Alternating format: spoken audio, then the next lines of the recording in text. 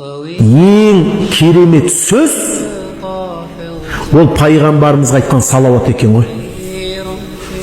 Сөздің ең күштісі пайғамбарға айтылған салауат екен ғой. Ол ақынның айтқан, басқаның айтқан емес.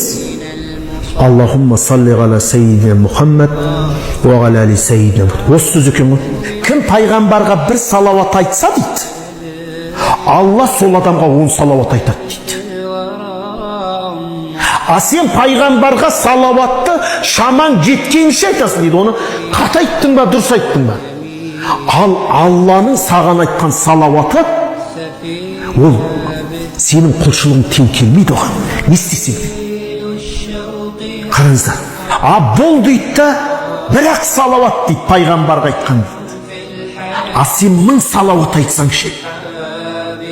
А сен пайғамбарға күннен 10 000 салауат айтсаңшы, не болады саған дейді? Оның есебін бір Құдай ғана біледі. Сен Аллахумма салли ала сайидина Мұхаммад ва ала али сайидина Мұхаммад деп бір рет айттың, Алла саған 10 салауат айт дейді. А ол Алланың есебін ешкім білмейді. Саған не жаз? А ол бір дейді, а сен 1000 айтсаң енді ойлай бер.